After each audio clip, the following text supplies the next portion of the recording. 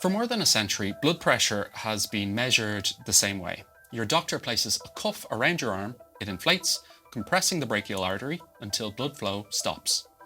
As the pressure is gradually released, your doctor listens with a stethoscope for the turbulent sounds, the Korotkoff sounds, that mark blood forcing its way through that artery. The first beat they hear is systolic pressure. The point at which those sounds disappear is diastolic pressure. Those two numbers define one of medicine's most important risk factors: hypertension. But there's a catch.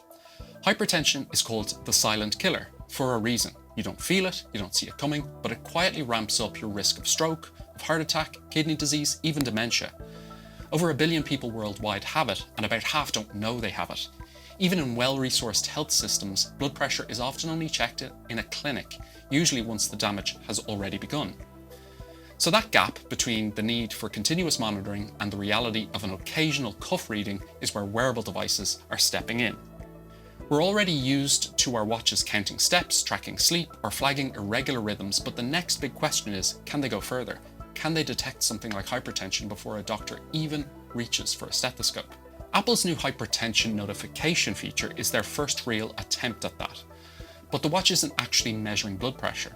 There is no cuff, there is no millimeters of mercury reading, and so there is no systolic or diastolic blood pressure values. Instead, it's detecting vascular patterns in the background. After about a month of wearing the watch, it might deliver a simple alert: possible hypertension or not. It does this with photoplethysmography, or PPG, that little optical sensor on the back. Each flash of light tracks tiny changes in blood volume under the skin, and those signals contain a lot more information than just heartbeat, yes or no. Their steep rise, their notches, their gradual decay, all of these reflect arterial stiffness, they reflect vascular compliance, and they reflect the dynamics of blood flow. Even more information comes from derivatives of that waveform. Researchers have shown that the ratios between characteristic waves in the second derivative, things like B/A ratios, they track closely with vascular aging and hypertension. So what the Apple Watch is likely doing is not estimating blood pressure directly, but classifying a vascular phenotype. In other words, it's asking, does this person's pulse wave pattern, as measured via PPG, look more like those of people with hypertension or those without it? It's a binary outcome. To build that classifier, Apple used a two-stage approach. First, they trained a deep learning model on more than 100,000 unlabeled PPG recordings. That model learned the raw grammar of pulse waveforms, the shapes, the slopes, and the inflections, without being told anything about blood pressure. Only later did they train a supervised layer using cuff-based readings as labels to connect those waveform features to categories of hypertension risk. And then came the real test, a pivotal validation study of over 2,000 participants. Each person wore the watch for at least 12 hours a day over 30 days, while also recording reference blood pressure readings at home with a standardized cuff. Those home averages became the benchmark. The results? Well, sensitivity was only modest. The watch flagged about 41% of participants with hypertension, and just over half of those with more severe stage 2 disease. But specificity was high, 92%.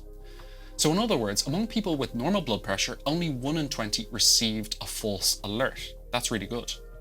So that balance, low sensitivity but high specificity, is the defining choice behind Apple's design. It means the watch is far less likely to raise false alarms and far more likely to miss cases that should actually trigger an alarm. In the pivotal trial, that choice had clear consequences. Nearly 60% of people with stage 1 hypertension were not flagged at all. Even among those with stage 2, the more severe form, almost half went undetected. That matters because stage 1 isn't trivial. It's the beginning of a long risk trajectory where lifestyle changes or early medication can bend the curve of the disease. Missing those cases means missing opportunities to intervene when it matters most. Now, on the plus side, Apple did a lot right. They used home monitoring as the reference, which, by the way, is often better than the occasional clinic check. The cohort was also diverse, and the algorithm was locked before validation, so there was no quiet tinkering afterwards to improve accuracy. So where does this leave us? At scale, even modest sensitivity could still surface millions of new cases. But we need to be clear, the Apple Watch is not a blood pressure monitor, it's a vascular classifier. It doesn't give you numbers, it gives you probabilities, possible hypertension or not. And that's the bigger story. Medicine has traditionally been about numbers: cholesterol counts, glucose levels, blood pressure readings. Wearables are shifting us into a world of classifiers and probabilities. They're not going to replace the clinic, but they will insert signals into everyday life. And sometimes that little nudge is enough to get someone through the clinic door before things go badly wrong.